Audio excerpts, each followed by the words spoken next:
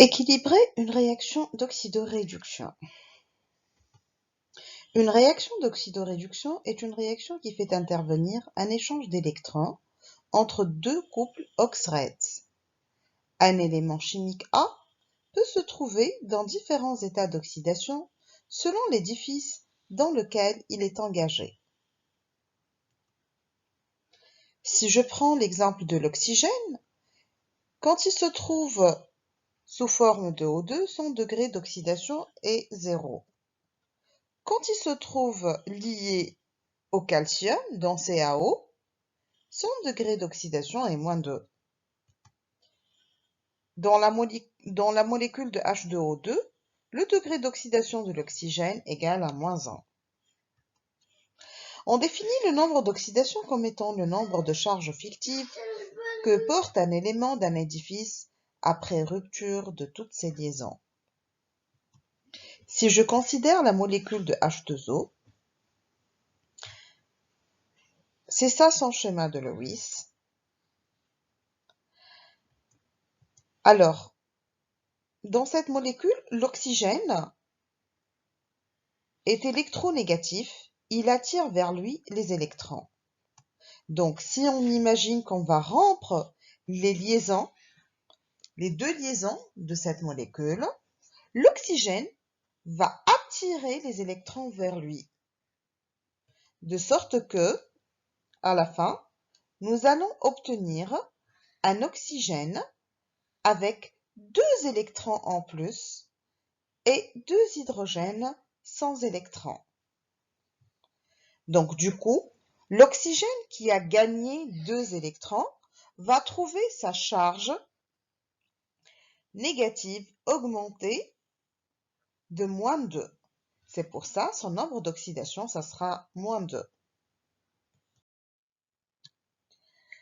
Alors, pour équilibrer une réaction d'oxydoréduction, il faut suivre les étapes suivantes. On commence par identifier les deux couples redox. Dans notre cas, les deux couples font intervenir I2 et I-. Le deuxième couple fait intervenir Cl- et Cl-. L'édifice contenant l'élément avec le nombre d'oxydation le plus grand s'appelle oxydant et celui qui contient l'élément avec le nombre d'oxydation le plus faible s'appelle réducteur.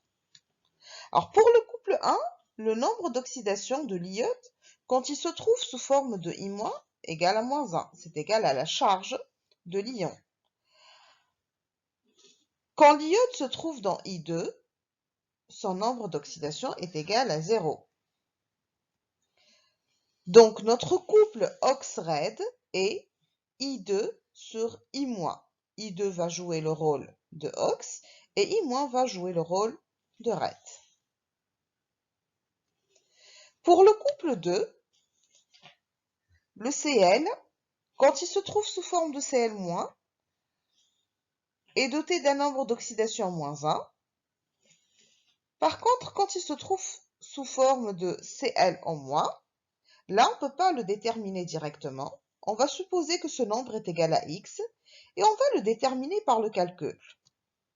Alors x plus la charge de l'oxygène, le nombre d'oxydation de l'oxygène,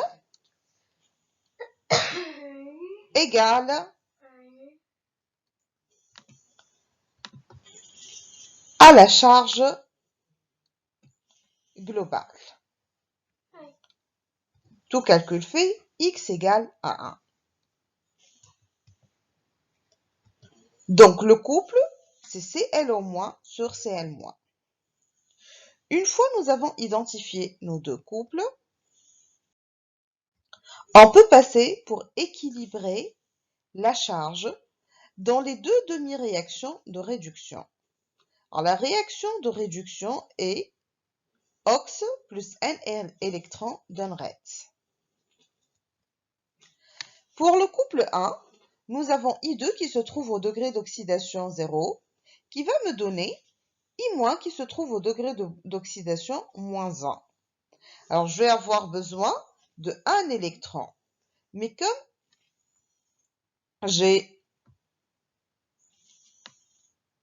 2 atomes de I, donc je vais avoir besoin de 2 électrons. Pour le couple 2, on a Cl- qui se trouve au degré d'oxydation 1, qui va passer en Cl- qui se trouve au degré d'oxydation moins 1. Alors pour cela, on va avoir besoin de 2 électrons. Une fois la charge est équilibrée, on va passer à équilibrer la matière dans les deux demi-réactions de réduction. Donc pour le couple 1, on a I2 plus 2 électrons donne I-. Comme on a 2 I2, donc on va former 2 I-. Au sein du couple 2, par contre, nous avons un Cl, dont Cl en moins, qui va se transformer en Cl-. Par contre, nous avons un oxygène. Comme le milieu est acide, donc cet oxygène va se transformer en H2O.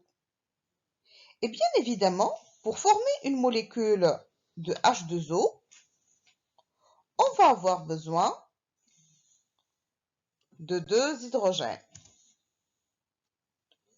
Donc la demi-réaction serait 2H+, plus Cl- plus 2 électrons, qui donne Cl- plus H2O. Maintenant, il ne nous reste qu'additionner les deux demi-réactions de réduction et d'oxydation de façon à faire disparaître les électrons. Donc ce sera Cl- plus 2H+, plus 2 électrons plus 2 I-, qui va me donner Cl- plus H2O, plus I2 plus 2 électrons.